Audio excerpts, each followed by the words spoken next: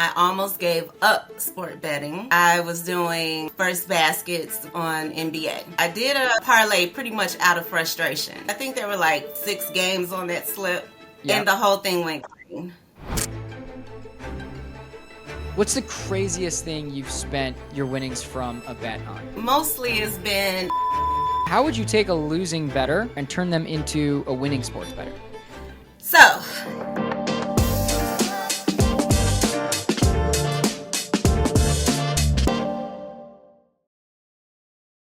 What's up, everybody? This is Ryan. I'm the CEO of DubClub. We're here on the DubClub CEO Corner with Sharon from Peachychi5. Sharon, how are you? Hi. I'm good. How are you? Doing well. Sharon is calling in from Chicago. We're going to give a quick background on her in just a second. But before we do that, the quick primer on the DubClub CEO Corner. It's where sports cappers open the playbook, talking about their business, their lifestyle, and how they've built special groups of communities and users within their DubClub, making money, but also giving them a great experience at the same time. We're going to talk to Sharon today. Sharon is based out in Chicago. She, at night, which she's going to do tonight, she works at the O'Hare Airport. And during the day, she runs multiple businesses, one of which I think she mentioned clothing and a hair salon, or works at a hair salon. Unless you run your own hair salon business, Sharon, that could be news to me. I'm sure you probably do, just knowing how entrepreneurial you are. And it's fantastic because she's also a mother with 2 boys and a daughter. And how, I always like the story of how you came to know sports betting so well was that you just spent countless hours with your boys in particular at sporting events and got to know the ins and outs of sports. And I'm sure there's more we'll hear about. Yes, yeah, exactly. We'll hear about that today. And I think where I want to start, Sharon, because you are the CEO of your DubClub and you've built the Peachychi brand from scratch, up to 35,000 followers on Twitter and thousands of subscribers who have come through your DubClub. All successful entrepreneurial stories have an origin. Can you talk to me about your first big sports betting memory? Well, my first big sport betting memory is when I almost gave up sport betting, and I was doing first baskets on NBA. So I did a parlay pretty much out of frustration. It was like a 25-leg parlay. I was just like, forget it. I'm just going to add some of everything in it. Did some regular props like 3-point, who's going to get a 3-point shot or rebounds, assists. And I said, well, let me add a first basket in that parlay, which is crazy because that's an instant parlay killer. But it's an instant slip killer. Yes. So it just so happens that Miles Turner just made the first basket. Perfect. Wow. Made it through that leg. So I was like, I can't believe it. Also, I had another slip going for a 3-leg first basket parlay at the same time. So I had 2 slips. And this is like my absolute, this is it. Either I'm going to get this or I quit. So I made it through the first game. Everything went green. Made it through the second game, third game. I think there were like maybe 6 games on that slip because it was a very long parlay. Yep. And the whole thing went green, including my first basket parlay. So I hit the first basket parlay with 3 players on it, and also the 25-leg parlay with the first basket included. So wow, that was my biggest win that night because I had 2 major slips in one night. That is amazing. So Miles Turner was your hero this night, if I'm not mistaken. Miles That's what Turner, I heard. You were expecting him to be the villain, and he turned out to be the hero. Yes, he turned out to be the hero. I had Miles Turner on the slip, and then the 3-leg parlay had Miles Turner, Wendell Carter, and who was the last person on there? Brooke Lopez. Wow. So they were the heroes that night. They were the heroes that kept me into this crazy world of sport betting. So, yeah. The true heroes. And for that particular slip, Sharon, the 25-leg parlay and the 3-leg first basket, what sort of research did you do? Was this before you started really digging in or was this I'm just going to do this for fun and see what happens? Like, how did these slips come about? No, it was that I was already doing the research.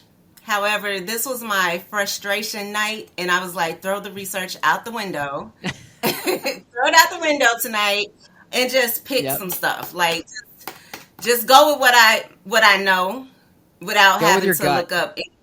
Right, go with my gut. So it was like, just go with what you know, what you've been seeing has been the most consistent, and just do it. So that night I Yep. used no notebook, no pen and paper, no ESPN stats, nobody stats. So yeah, You did, it worked Sharon, out. you did what all the athletes in any professional league do. I mean, look at like Steph Curry. You think when he's out on the court, he thinks about the thousands of shots he took and what his form was. Now he just up and picks a basket and picks a line and shoots, and a lot of Yep. the times he makes it. And just like this, it's I think all those hours that you put into research before these slips, like you do with most things, is just you trust your gut. You've got a lot of data points, and you're Yeah. professional with what you do, and it worked out. Yeah. Thank you. Miles Yes, it Turner was the did. So hero, the three leg. he Brooke was. Lopez. Feel like Brooke Lopez. Why do I feel like he went to my college? Because he did. Yeah, Brooke and Really? his brother Robin went to Stanford. They were twins. They were. That is funny. I remember watching them play. I wasn't yet at Stanford. I think they graduated before I got there. Yeah, they graduated in '08. But yeah, funny Hmm. story. Brooke Lopez, one of your heroes, is an Yes. alum of Stanford University. Yes. I love them. I love the Lopez twins. Yeah. I really So do. He's we have an like either one or of my favorites. section later, but I want to get to it now because we're already talking about it. If you were, let's do drafting your ideal team, and you have Brooke and Robin Lopez on the bench, and you have to pick one to take for your team. Which one are you taking, Brooke. and why? I'm gonna pick Brooke. He has the most playing time. He has the most experience to me. I don't know. Yep. He's he was really good last year. I don't know. This past season he's been like, "Oh my god, what is he doing?" But he's like last year he was my favorite. So, I hope he gets it Favorite player in together the for this NBA? upcoming season. But he's the most consistent. Was your favorite player in the NBA last year, or just favorite out of the two Lopez twins? He was one of my favorites out of everybody last year. He was one of my Wow. favorites. I don't know if it Awesome. was because he won me a lot of first baskets last year, because he used to Yeah. get first basket all the time last year. I don't know what the transition was this year, but I guess because Dame came to the team and it kind of Yes. threw things off, so he didn't get it like he normally would. So Mixed up yeah, the he was my dynamic. go. The little feng shui on the team changed, and I don't think he. Yeah, him and Wendell Carter, like they both were like my go-to. Like I knew, guaranteed, just like with baseball this year, people are like more favorable with Deaver. Do you pronounce his name Devers or Devers? I've heard so many people say it differently, but I think it's Devers. Yeah, yeah, I one think E. so too. Yeah, yeah. So with he's consistent like with Judge and Devers on the baseball end. So he was like really consistent last year. This past season, no, Not as much. no, no, no. Well, what? How much? So remind me how many businesses you're working with right now. You obviously you have your Dub Club, which is fairly new. I mean, you're still only a couple quarters in. And what else are you working on right now, Sharon? Well, I have the hair salon, and then I Yeah. have a custom apparel business. So I do a lot of custom items, shirts, different trinkets, mouse pads, koozies for your beer cans, and things like that. So Very cool. Very cool. yeah. For your Dub Club, as the CEO of your Dub Club, one of the responsibilities, amongst the other things you have to do, content creation and giving advice and you name it, one of your big responsibilities is marketing and selling the vision and selling why someone should subscribe. Can you Hmm. describe to me why I should buy a subscription to your Dub Club as someone that may not know anything about it? I would prefer members who are kind of new to the betting scene with my type of style of betting or Mm-hmm. inspiration, because if you're new, you have to learn. It's not a fast-paced thing. Yep. It's not a race. No, it's a journey. And if you are new to sport betting, I think it's good to get in my club because I can break it down and explain how things work and explain how just to pace yourself. And I don't make big, huge wagers like you see a lot of other cappers do for the amount of money that they get. I like to do small wagers and, low risk, big payout. So if you're new, I think that's best for you to start off with low wagers than to try to put your whole mortgage payment on a bet and hoping that the players come through. We're not psychic. So we don't know what's going to happen, what the outcome of the game is going to be, who's going to get hurt, who's going to get benched, who's going to, all of a sudden not see the ball come towards them. We don't know. So it's easier to work with people who are kind of new to the betting scene. So and that's my... So your ideal market is somebody that wants to learn, is coming into it and is new and is interested in learning from someone who knows what they're doing and has done it for a long period of time and is not putting down, heinous amounts of money. You're putting down enough to make it interesting and to get some skin in the game, but it's not life-changing money in one way or the other, which actually is a good thing because you got to be disciplined when playing. You need to be disciplined with what you're putting your money down on. Exactly.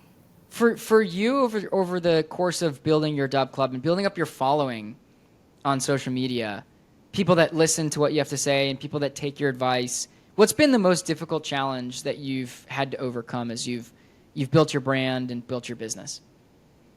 Well, the challenge has been, of course, you can't filter out who joins your Dub Club. So you get people in there they see you're winning, and then they get in your club and they expect to win right away, or they expect to get the amount that you won, or they expect it to happen every day. Like, it doesn't matter if I did have some plays that won. If they weren't on it, they're mad. They're like, oh, you post too many plays. It's just me in a Dub Club, so it's not like another groups, some of the other groups that have 15 cappers or more, and you're getting all of their plays. They have triple the amount that I post. So you get those people in there that complain, and then they taint the chat, and then everyone else is like kind of on the bandwagon, like, yeah, we're going to go to someone else's. They're winning. But then when they get over there, they see that it's not easy. You have to know which ones to follow. I mean, I like some of the other cappers that have the big, large discords, but you get lost in there. And so it's hard to kind of explain to them, like, chill out, just wait. If you don't like it, don't complain about it. Just get out of it. Or just do your own thing.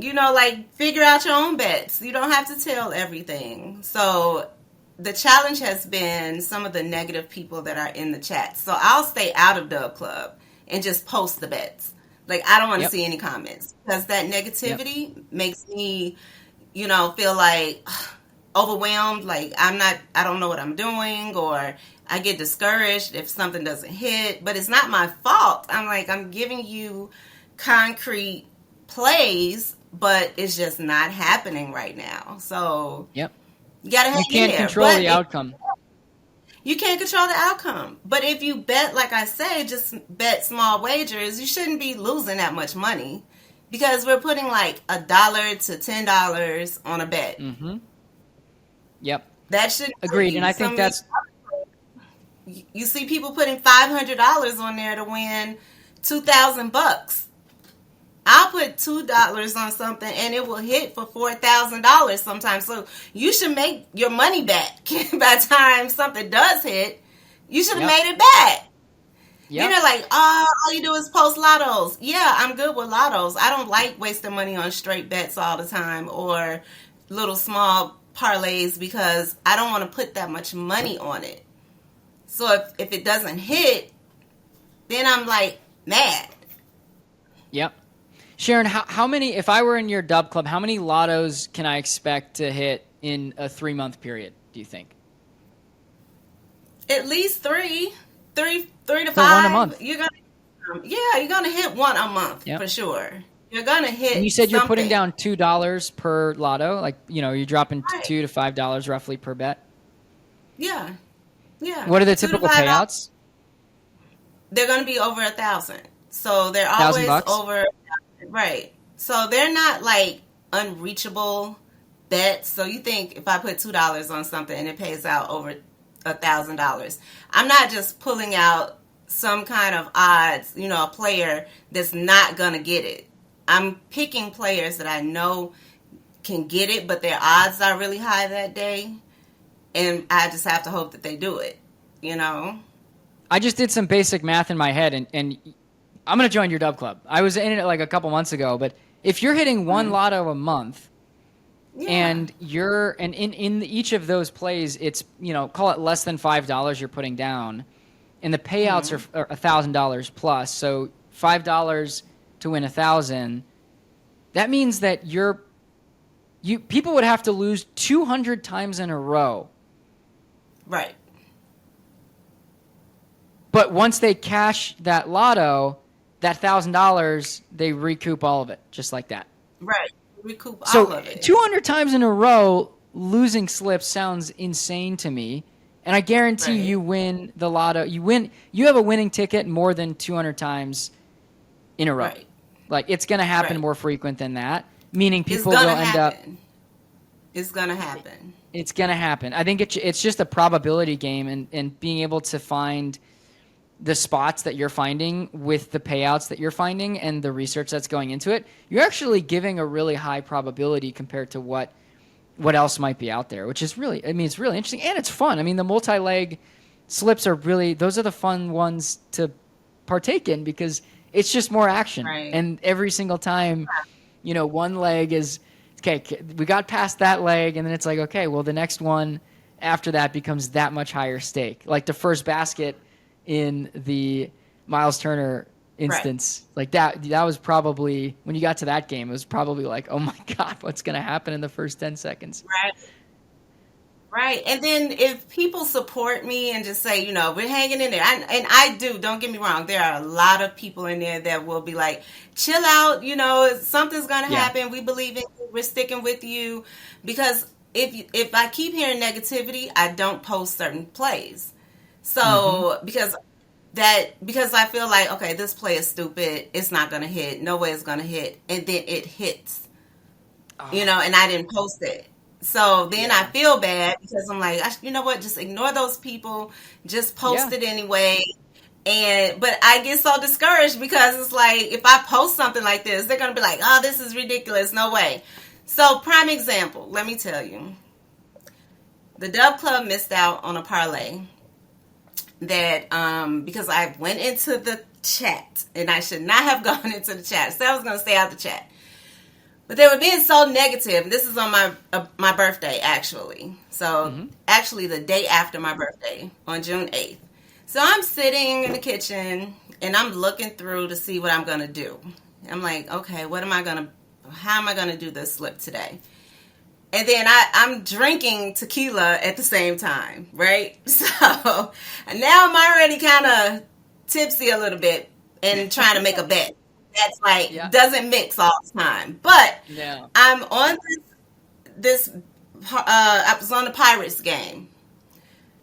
I don't know. I don't remember selecting the two. It was only two legs. But I selected a first home run and a home run. So the bet was, the first home run was for what's his name, Ha-Sung Kim. And the second leg was Sawinski. Okay. For the home run. I go to bed, like I say, I'm tipsy. I wake up in the middle of the night because this is not a night I worked overnight. So I wake up. I look at my FanDuel. There's $4,800 sitting there. $4,800. What hit? So I'm like going through what hit? It was that bet. That bet. But I would never have posted it because I don't do first home runs and Yep. I only do a home run parlay. So I'm thinking I did a 2 home run parlay. So I'm like, why did this pay out so much? And then I'm really paying attention to the slip, and it said first home run. I'm like, oh my God. And it hit. It hit. So that's what I was like, I'm booking a trip to Mexico. And that's Yep. what I Clear the did head. because Yep. I couldn't believe it.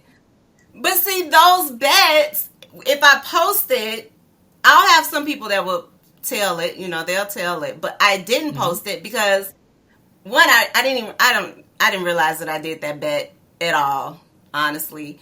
And I wouldn't have posted it because it looks crazy. I'm like, first home run and a home run, most likely no. But those 2 players were very high odds, and it hit. That is awesome. And what I'm hearing, because this all stemmed from my question about what's been the biggest challenge as you've built your brand and your business, and it's the negativity and the trolls. Look at Yeah. that. Because of the negativity and the trolls, people are losing. They're not making as much money. If they would just shut up and get on board with what Right. you're doing and the regiment of your Dub Club and the service that you're offering, they would have gotten that. And a lot more people could have tailed it. And I think Yeah. a lot of it is, again, I come back to the data points and the instinct, and practice makes perfect. Steph Curry is shooting thousands of baskets over the course of a week, course of the months heading up into the season. And when you get onto the court, whether it's under the hoop and, flicking the ball up in reverse or taking a 3-pointer, which he's done a million times, it's all kind of part of the same motion. And you're gathering a bunch of Right. data points. Like you were probably looking through the slate, looking for potential outcomes that you could find a good edge on, and you're like, I'll take these two first home runs, which I know you didn't realize were the first home run, instead of Right. just like, Did that. the home run Oh prop. my But God. And I was like, I think it's just ugh. part of your Yeah. nature at this point. You've just, it's built into the way you go about your workflow. Yeah. So I ended up showing some of my Twitter followers the bet in our DMs. And they were like, post the Nice. bet. Just post it. Show that it hit. And I'm like, no, Yeah. because I feel bad that, my followers didn't get it. And I don't want anyone upset about it. So, but I've been wanting to post that bet for the longest to show people because I've never seen anyone post a bet like that on Twitter at all this season. So, Gosh, I hit it. I hit one, but I've been so scared to post it because I'm like, I know I didn't put it in my group. So you can always say it was a free play. I mean, you put it out, like, look, tail it at your own risk. You can start doing that. By the way, people can follow you on your Dub Club now if you want that, so that you don't people don't have to pay to get like the fun slips, the tequila slips. If you want to throw those out there, and people want to tail those, they can follow you. They'll get them delayed, so it's going to be after you publish to your paying subscribers, but they can follow you right there, and they don't have to worry about paying, and they don't have to worry about not getting it because you'll be putting everything through the free followership product. So if you're interested in that, let me know afterwards. I think that's that could good be to know. that could be a good way to get around the not feeling like you can share everything with your paying subscribers. Sharon, you mentioned a lot of stuff. So there's a lot of stuff going on with your business, with your Dub Club. You've got your hands in a lot of things generally from a entrepreneurial standpoint. Are there any team members involved in your Dub Club and your business, from a content creation standpoint or research or like moderating the community, or are you doing a lot of this on your own? I'm doing everything on my own right now. I do want to add team members, especially this season. Like for baseball, I'm like, baseball is killing me. I'm like, I don't know what else to do. I don't know what else to come up with because, what I'm researching is not happening. So if I can get like someone else in their opinion or their take, then I'm looking for some team members now and see if I can add some people to possibly, see what their angles are and get another hand in it. And those people would be contributing to your premium product. So anyone that's subscribed to you would get the advice of somebody that you think is like a very good baseball capper. Yeah. How do you think that you can find those people? Where would you find them? Just on Twitter? On social media? Yeah, social media primarily. I've had some people reach out to me and, kind of say, can I join as a capper or something like that. Um, didn't really entertain it at first because I didn't see like a lot of their slips, winning slips. But Yeah. now I'm gonna start paying more attention and just say, hey, let's see if we can collaborate. So I've done some collaborations with some people. We didn't get anything yet, but I'm Working looking. towards it. Yeah, yeah. I said I was gonna make a post soon before for the second half of baseball season to get someone else in there to post some plays as well. Because I'm like playing any, mini, miny, mo at this point. I don't know what Yeah. to do. I mean, that's how Yeah. baseball turns out because there are so many games and there's not that much discrepancy between the teams. So like the Right. best team and the worst team, the records are actually like it's not comparable compared to like a football or No. basketball in that sense. Football's probably the easiest in terms of you've got not recently, but the Jaguars and teams before them who have just like 1 in 15, and then you've got Right. historically teams like the Patriots, the Chiefs, not the Patriots currently, Mm. but it's almost more of a guarantee when you're looking at those matchups, especially the money line, but harder in baseball, Mm-hmm. way harder. Right. Right. Exactly. Very much So harder. from a betting standpoint, betting on sports, Sharon, you make more money from betting on sports as we talked about the way that you approach your lottos and the way that you approach putting a little bit of money in to win a lot and the consistency with which you're actually hitting those on a monthly basis. You make more money betting on sports than most people, and you also run a very successful premium sports betting information service and community, as we talked about. We're going to get into a section where we ask a couple questions about betting and getting your kind of read on a couple of experiences that you've had. The first one I like to start with is what's the most money you've won on a single bet? And do you remember what prompted you to make the bet? Was this the 25 leg, or is there something else that had a higher payout for you in the past? I had something else that was a higher payout. So the highest I won was Wow. 16,000 on a bet, on one bet. That was actually baseball.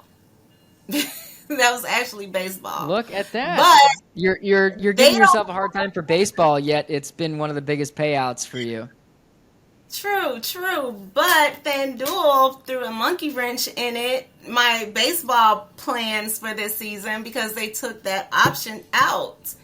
Like, I was able to parlay first plate appearances.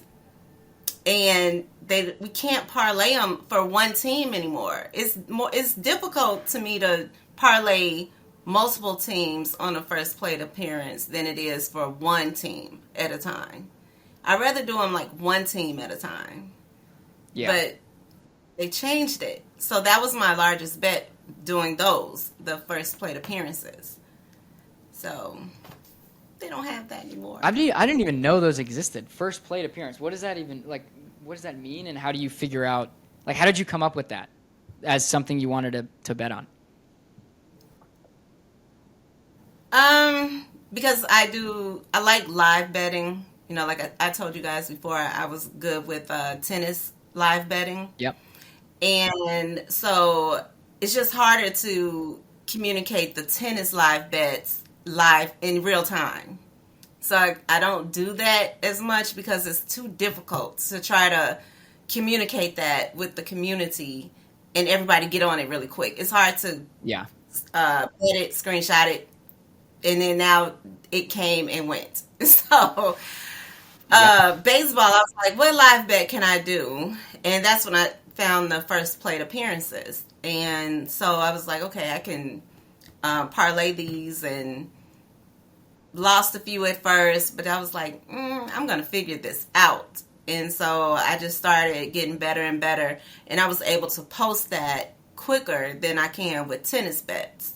So I was posting them online on Twitter, and Mm-hmm. people loved them. They were like, keep doing it, keep doing it.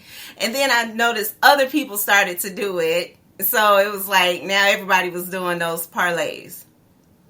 So, but it was good. It was a good bet. It was a good option, but now it's a little more difficult. And Sharon, just to clarify, first plate appearance is when someone first. What exactly does that mean? I've never made that bet. So it's whatever their outcome is going to be. When they first come up to bat, you can play first them at bat. Inning. Right, first okay. at bat, but you can play them every inning. You can do every inning. So that person's first at bat appearance, not the first swing, is different from first pitch. So it's they can strike out, and then they can hit a single. So one of the first plate options is hitting a single or double, triple, home run, or any other outcome, which is like a fly ball, something that resulted in an out. Wow, God, I didn't realize there were that many options. Yeah, you can get hit by a pitcher. Like some of those have been really good if I bet those this year because these pitchers are like hitting players every day. Yeah. So there was one pitcher, I can't remember what game it was, but he hit 3 in a row. And those hit by a pitch are always plus maybe like 1,300. Wow. Can you imagine if you can parlay that for that person? Like before, like last year, you could. So I could do like Judge got hit by a pitch, Torres got hit by a pitch, Stanton got hit by a pitch, all on one parlay because he hit 3 players back to back. Right, that's a lot of money. That's $16K right there. Yeah. Well, for the first at bat, what you said you figured it out. Like you lost a few, and then you're like, look, I'm gonna figure this out. I'm gonna find a way. What did you do to figure it out? What's the right way to approach those types of plays? So you have to look at the history of what they typically do. Sawinski is someone who strikes out. So if you know that Sawinski strikes out a lot, perfect. You know Judge strikes out a lot, perfect. Who else strikes out a lot? Simeon, Seager. They strike out a lot for their first plate appearances. So those are good bets. But so on a Rangers game, I would put Seager, Simeon, and Garcia sometimes because all 3 of them will strike out. On one parlay, that's easier. Now I have to go through, look at, maybe I'll put Seager, I'll go in and put Judge, I may go in and put Devers, I may go in and put Quan, he strikes out too sometimes. So that's 4 on a different parlay, but now I got to wait for each game to start. And I don't know, it doesn't flow as good as it does on one game. I have one pitcher that's already throwing pitches, and I see his arm may be getting tired. He's like a little off on his pitches, or I can see what the batter he wants to swing. So I'm like, okay, I saw the first pitch. So for the first inning, he wants to swing. I may do it for the second one because he wants to hit a home run, or he wants to hit get a plated bat. Like he wants to get on base, or he wants to something. He wants to do something. So he's swinging. So I'm gonna bet those players so I'm watching the game too. So I'm watching the game. I'm watching historically on what they typically do. It's really difficult. Like I'll write down everybody's like last couple of games and what they did on their whatever inning it will be. So in the beginning, their first inning, they want to hit. So and they miss. I'm gonna record that. So that's how I do it. You got to look at that. History data works for that specific category.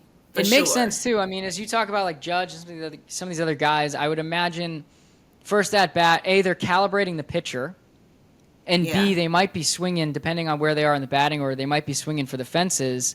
So either they're watching pitches or they're like over swinging, and there's a chance that results in a strikeout. more often than not, which is why I think that's like a Right. very interesting Yeah. way. And then it's like, their second at bat, third at bat, they start to calibrate and they start to be a bit more, I would say, conservative or however they want to approach those at bats a little bit less aggressively than the first one. Right. It's usually the ones that want to get home runs, not the Yes. ones who like to do base hits. Like Yeah, it's the they sluggers. always They're hit the swinging for the ball. fences. They're That's when gonna you gotta first right. at bat strike out. Just hammer that and call it a day. Yep. And call it a That's day. awesome. That's a really fun bet. And their odds are always high. So like Simeon, his odds are always high for a strikeout. Judge is always low. His is always going to be like plus one something.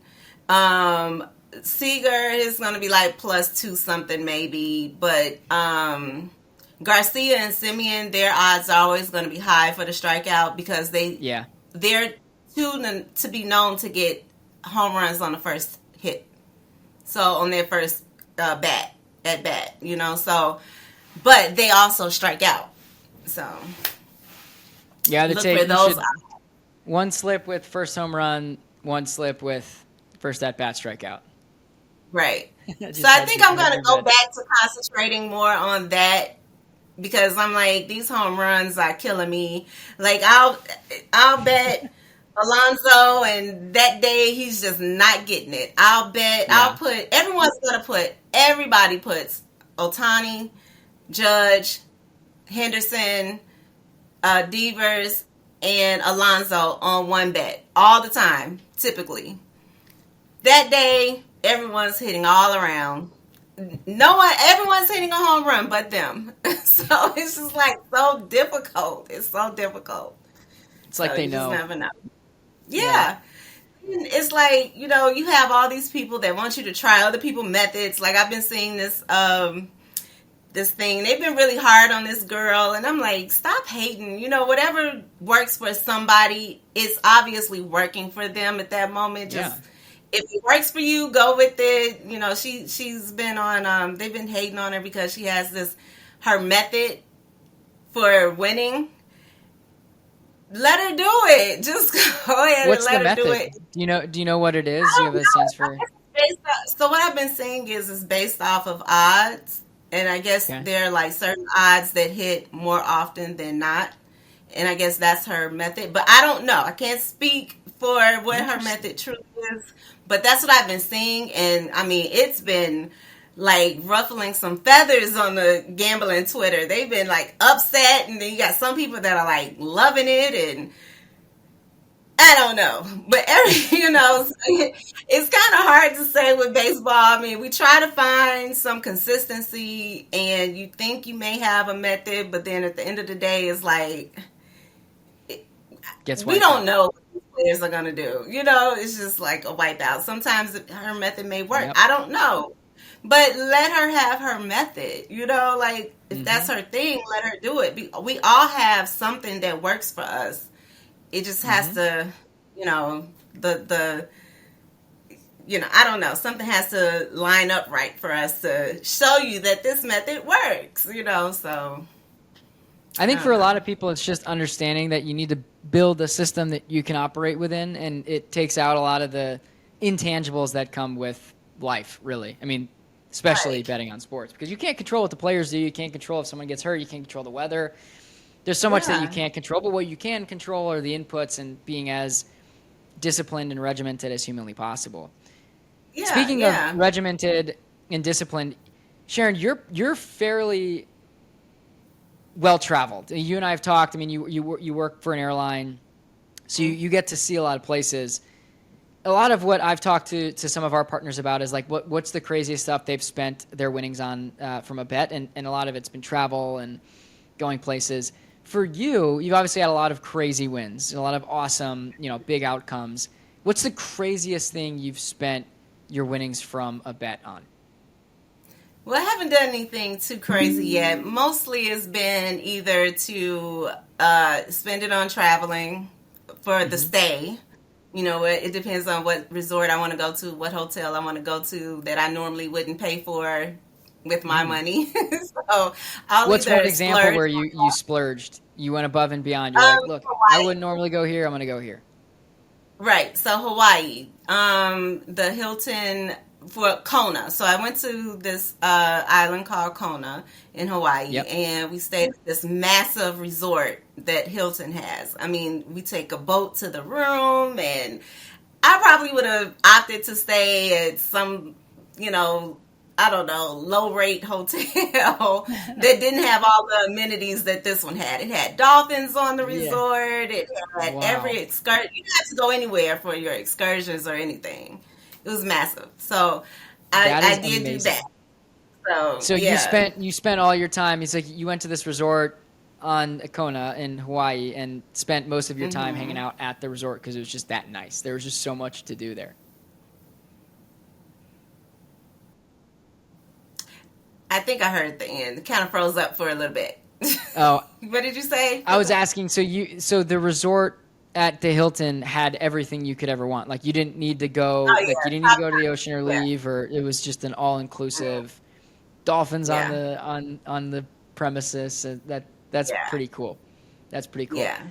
Okay, so that's Yeah, top notch services, and so you got to That's do pretty that. crazy. I would say that's good. Like you take good care of yourself and your family and do some awesome things.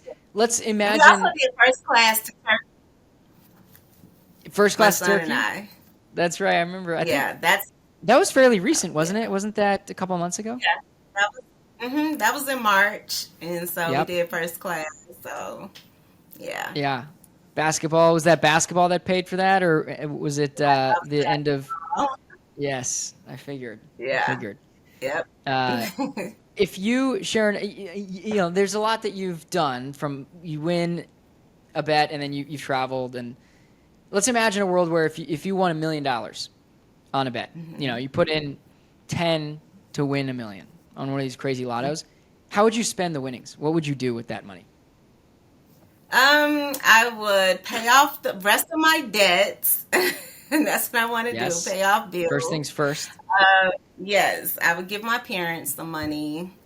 I would move back to Georgia. I love Mm, Georgia. I bought a house in Georgia. yep. Um, and just travel and relax. I would, do something like that. Maybe invest into my business more, like, in the hair business, we do a lot of weave services, like hair extension services. I would probably invest a lot in getting more bundles and things to sell for that. Something that would keep the money going. So it's not like I'm just Yep. spending out and not getting anything back in return. So it has to be some type of return investment for me. So I would do something like that. Maybe do a little bit Good. in real estate. Yeah. Pouring the money back into investments, back into the business. That's awesome. Right. And Right. potentially moving back to Georgia. Yes. Yes. I would Love do it. that. Love it. All right, so we're going to now move into a section to talk a little bit about your Dub Club and your members. And this section will be, we'll call it, we'll take 5 minutes, do like a little 5 minute preview here of what people can expect in your Dub Club and some of the experiences that people have had. What I always like to do is introduce this section from the lens of customer obsession. So I'm a huge fan of Amazon. I buy things from Amazon every day. I'm assuming you also use Amazon fairly frequently. Is that right, or do you use another service for a lot of your daily shopping and daily goods? Amazon. Love Amazon. Gotta love it. Yeah. You So the gotta reason I love it. mentioned They have that, a chokehold on us. Like Amazon has a chokehold on everybody. yes, They're gonna put everybody out of business. Yeah. yes, and the reason I bring that up is I've studied Jeff Bezos, who's the founder of Amazon, and built this amazing business from what it was back in the mid 1990s to now this juggernaut of a business it is today. And the number one thing that he always preached was being obsessed with your customers. And for Amazon, Hmm. customers are us. It's users, it's people buying things. I want to talk about your customers, and we'll call them Hmm. Dub Club members for the purpose of the podcast. Hmm. Have any of your Dub Club members had big experiences, with cashing huge tickets with you? And if so, are there any examples that you can remember that stood out to you, whether it was something that was I wouldn't say life Yes, they changing, but something have. where people reach I out and were love like, the wow, ones this, that tell me that, this did this for me or don't whatever. worry. I mean, if you, Yeah, I love the ones that say, "Don't worry about the naysayers," because they'll yes, let me know I've won thousands with you. You know, you've helped send my family on vacation for spring break. I think it was like spring break. Someone let me know that their winnings that they won, they used it for spring break. So I was happy about that because I know that's awesome. family is big for me. So if you can do something where your family can benefit from it, then I'm happy. So That is yeah, they amazing. usually share those type of stories. Yeah, So you're not only winning enough money for you and your family to travel, but you're winning other people money so they can go do fun things right, with their families. Everyone's winning more right. together in your Dub Club. Yes, yes. And that's the So goal. That's what I want people to do. I'm like, you have people that will get on there and they'll say cappers are, oh, they're scammers. They just care about themselves. No, I'm a mom. I'm a working, woman. yeah, I want everyone to increase their income if they can. Like we want people to win. It's fun to see people win. It's fun to beat the books. It's fun to beat Vegas. They're rich. Vegas, the books, they're hmm rich. We want everyone to have money. So you just have to know your limits. Take a break, when to take a break, and you know, be wise about it.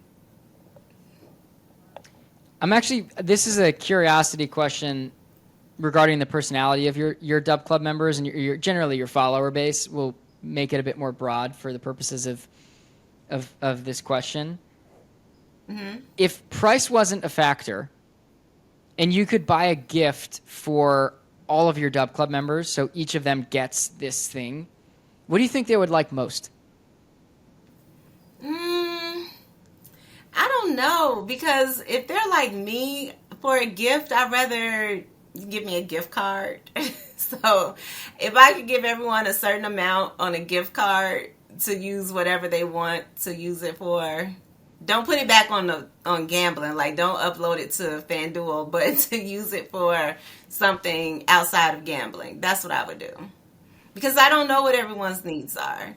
So That's good. So you're I would. trying to appeal to the masses. You'd give them a gift card for, something to potentially spend money on, Amazon or, online shopping, something that they can use to buy some things that Right, they might like. right. I like that That answer. would be That perfect. that that appeals to everybody. That way you never have Yeah, anyone who's upset about what gift you're getting them. right, exactly. Because everyone, I Fantastic mean, answer. yeah, it's hard to do anything else that's like tangible. It's really difficult. Everyone likes different things, but if you give them a gift card, they can do whatever they want with it. Yeah, I agree. I think it's a great answer. All right, last question in this section, which is more around advice and using your knowledge and your experience, probably what you've done before. But the question is, how would you take a losing sports bettor in particular, and turn them into a winning sports bettor? What would be your process or your coaching to do that? My coaching would be to stop looking at so many different cappers. Just stop. Like you can look at them, you can follow them, but don't try to be like them. Don't try to do what they do. That's what I had to stop doing. Like I learned from them. I didn't look at it as a let me tell and not put in any work as well with it. Yep. So I kind of saw patterns on how they were making their parlays, or just thinking, reading between the lines, like let me think about their way of thinking. How are they thinking to put this bet together?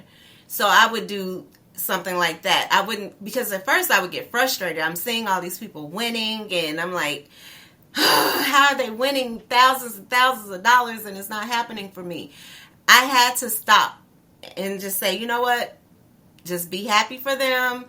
Look at what they're doing. Let me see how I can make it work for me. So I would tell a losing sport bettor, stop following so many different people, kind Mm-hmm. of narrow it down and kind of tailor around that. So you have your your they're your person, your mentor. Like, Mm-hmm. you're just looking and you're not getting frustrated by it. You're gonna figure it out. You're gonna calm down. You're gonna take a break if you need to. And then you're gonna Yep. go back and you're gonna look at it. So I would screenshot a lot of their parlays, like the Hmm. hit, Yeah. and I would Very interesting. study it. Like, why did they pick this person, or how did they piece this together? And so I would look and see what they bet. Then I would look at the data against it. I would look at the team that they played against, or in baseball, I would Mm-hmm. look at the pitcher that they had that particular day. And I would just put myself in their mindset. And so then I would start, building my own. And it worked. And I was less frustrated.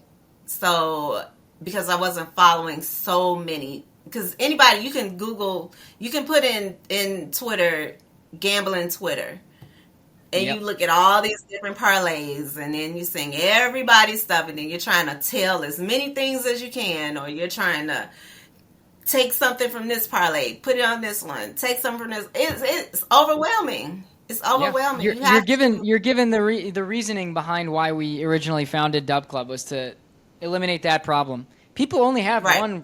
one wealth manager, maybe two for different things, but really only one. And I'm not Right. saying that just one capper because there's different sports and different specialties. But yeah, I mean, it's narrow it down to a few people. I appreciate that advice, and we've actually practiced what we've preached. You met Dash when Yeah. you were in Chicago, my co-founder, and Hmm. what Dash did was he was the one with the idea for Dub Club for us to start this business and allow people like you Hmm. to give your advice through a messaging system that subscribers Right. would pay for and get access to. And because of that, it's really simplified for him how many people he subscribes to. He has 5 people that are his ride or die right now. And he's been subscribed to them for over a year. And he's just sticking to it and he's learning from them and he's getting better and better. Hmm. And no matter what, that group is like if you had invested in 5 stocks and there's going to be some movement in the charts over time, but those are really, really good stocks, so they're going to make you money in the long run. I think a lot of people don't really realize that. And the more that you can Right. stay with somebody, the more you actually learn from them. So people will get Right. to understand if they're subscribed to you for a long time, they'll understand how they can improve on their own as well, Yeah. and they can start making more money. Everyone wins more together. It's the mission Yeah. of Dub Club. It's create an Yeah. ecosystem where Then everyone they'll will win see more together. consistency. Yeah, because then they'll see consistency. They'll see the reasoning behind, like my first basket slash last season, not this past season, Hmm. would always have the Pacers game on it, the Bucks and the Hornets, Yep, because they were the most consistent with who hit first basket. The most out of that's all the awesome. teams, to me, they were the most that had the consistent first basket hitters. So if they notice that, they notice that, like, oh, she's always gonna have Brooke Lopez on it. She's always gonna have Miles Turner. She's always gonna have Wendell Carter on it. Yep. Now we can't count on those players. Like, we can count on Yeah, I was Miles gonna say Turner, now you got to but find an and adjustment. Carter, Carter got traded to a different team, so he's not like he was season before last. But Yeah. once you see that consistency and you've looked at one person, one capper that was betting that all the time, then you're gonna start doing it. Then Yep. bam, you're gonna hit it because that person most likely is gonna always get that first basket. Look at your centers all the time. I learned that. Like, your centers most likely are going to be the ones that get the first basket. Last year, they were Yep. all over the place.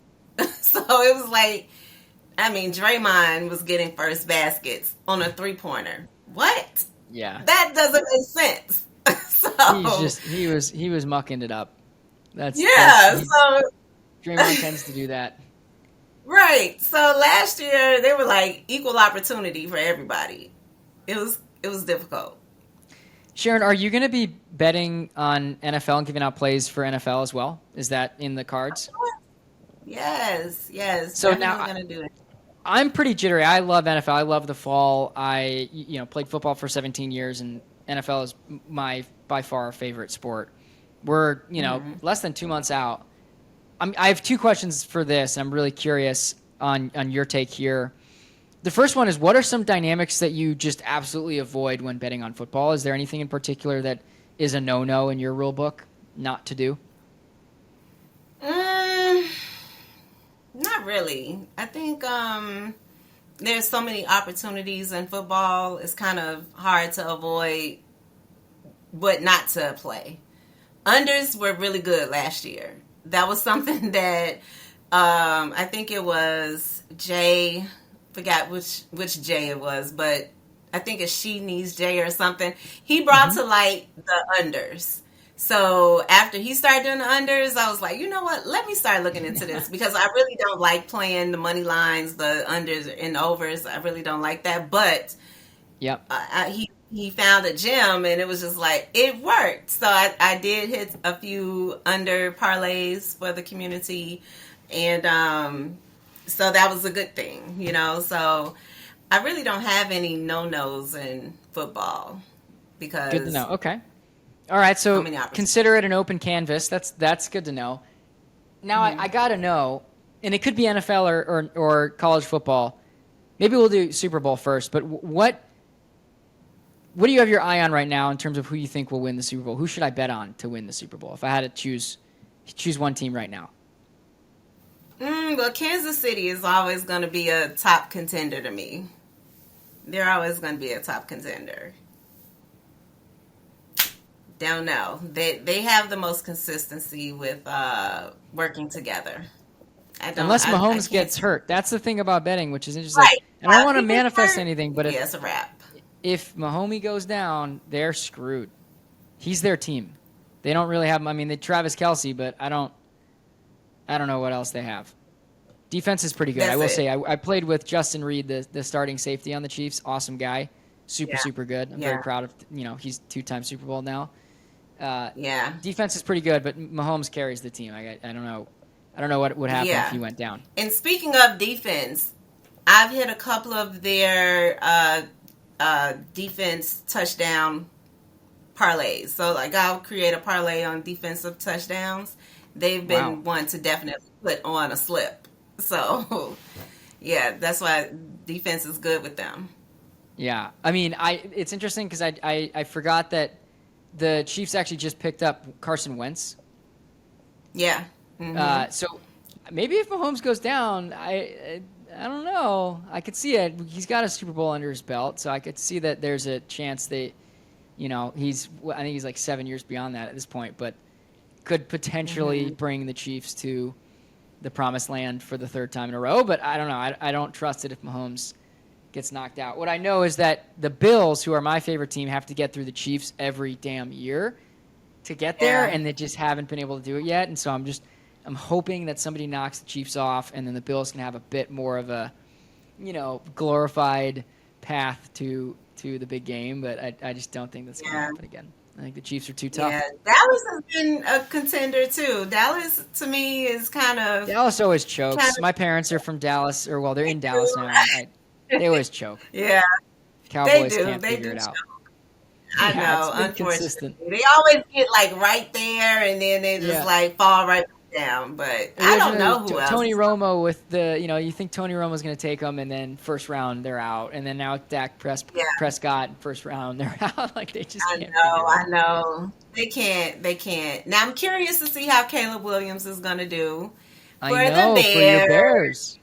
Yeah. Yes, I'm gonna see, but I don't know. Hold that thought, because we're going to move into the 2-minute drill, and Caleb will be in this 2-minute drill. I'm very curious where he falls in your ranking system here. Let's move in. One of my favorite parts of playing football for 17 years, 2-minute drill. It's the last 2 minutes of the half, last 2 minutes of the game, where you're just kind of, you're trying to drive down the field, score a touchdown. We're going to do that here. 2 minutes, 12 questions. One question every 10 seconds. We'll try to hit that.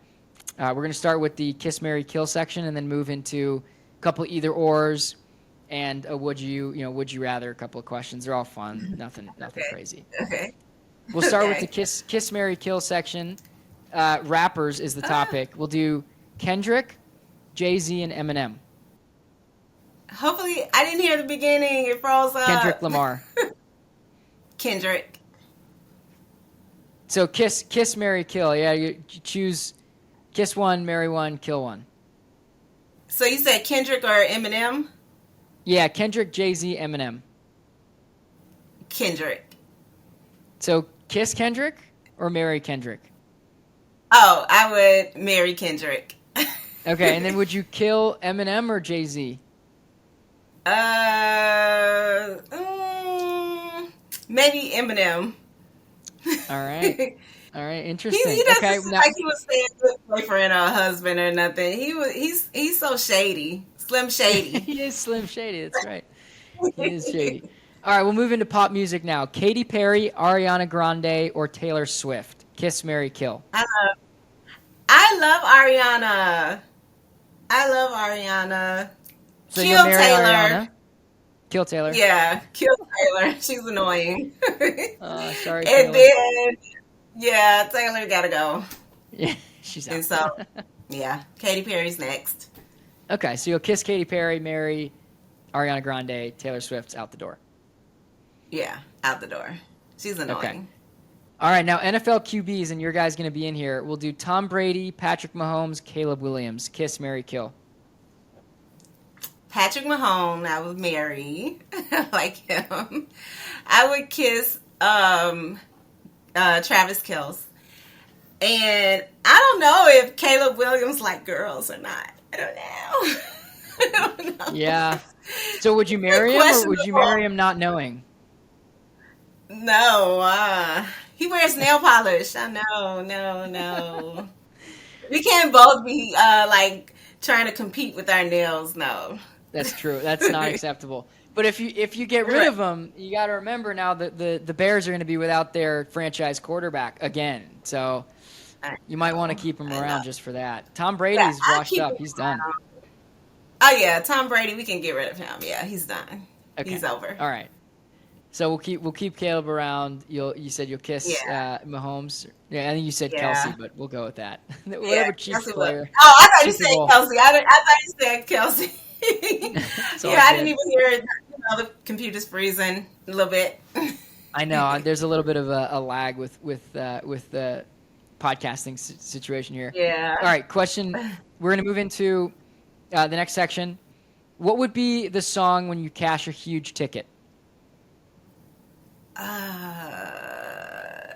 Probably Kendrick, because his song is the hype song of the century right now. So I would definitely be like, they not like us. They not like us. Wop. I'm definitely gonna be doing there's the song. People would be hearing that blasting all the time. Blasting. I would definitely blast that. Love it. Yes. All right, so Sharon, is it correct in assuming that you're a big Bears fan, or are you a Falcons fan? I know from Georgia. Who's your team? If you had to pick one team. I am a Bears fan by birth. Birthright, I guess. But I love the Saints, actually. Oh. So when I lived in Georgia, like the kids' school would have Falcons Day, and they would always go to school with a Bears jersey. And the teacher would get so mad, like, it's Falcons Day. Why are you sending them to school with Bears jerseys on? Because we're not going to wear Falcons jersey. They're going to wear a Bears shirt. That's it. That's all. Now, I would party with the Saints fans. I will still have on my Bears gear, but I love the Saints fans, and I love the Saints. I mean, like, season before last, they were my favorite team. Because they really played. I don't know. It was something. They really came together. They were not like backing down. I loved how they would come back. They were a good comeback team. More so the season before last. Last year they sucked. Like it wasn't good at all. It wasn't good at all. But the season before last, they were really good. So. All right, so we'll do either Bears or Saints, but what's the craziest thing you'd do for one of those teams, your team, to win the Super Bowl? What's the craziest thing you'd do? To win the Super Bowl? Oh my God. Probably would do, I don't know. We want to see another Super Bowl in Chicago. We party. We know how to party when our teams win. So I don't know what I would do. I don't know, something outrageous. If it means that we'll win, hey, I'm going all out because we need a win. We know how to party. We know how to party. We haven't had a win since Whatever I've you been an do, you'd adult. be able to party it off. So as outrageous as it Right. would be, it's like, who cares? You can party off Yeah. the after effects, whatever consequences come Yeah. up. So I remember as a kid on how we partied when these teams won. I would definitely go out as an adult. Like, we haven't had a win since I've been grown at all. No. Nope. All right, No. we'll keep moving. A couple of either ors. We'll be quick with these because we're way over the 2 minutes allotted, but this is fun. Jordan or LeBron? You're from Chicago, I would imagine, Jordan, but pick one. Yeah. Jordan. Jordan. Jordan all Cool. day. New Yes, York or he's not Chicago one. style pizza? Probably also Chicago. biased. Chicago. Yeah. Chicago. All right, a little less biased here. Spotify or Apple Music? Apple. Wow. Gosh, like so many people are answering that. It's so interesting. Yeah. I'm actually really curious about this. Are you a morning person or a night person? Because it seems like you're up all the time. It froze up. Oh, all right. Morning person or night person? Oh, what am I? I don't know. I'm an overnight worker. Like, I don't work overnight. I'm a vampire. That's why I said you're like always on. You're always on. I'm asleep. Right, but I'm always up because I got to run a business during the day. I don't know. I'm 24/7. Yeah. If that was Both. a category. The answer is both for you. Yeah. Morning and night. Exactly. All right. Two last questions. Would you rather travel 50 years in the past or 50 years into the future? In the future. We don't have a good past. Historically, we don't have a good past. I wouldn't make it. I would never survive. So no, would never. Future, definitely. Fair. Yeah. Very fair. Would you rather be able to fly or breathe underwater? Fly. I would rather fly. Yeah. When I was a kid, I always had a dream that I could fly. So I would do that. Well, if this question was reality, then that would be making your dreams come true. Yeah. What's that?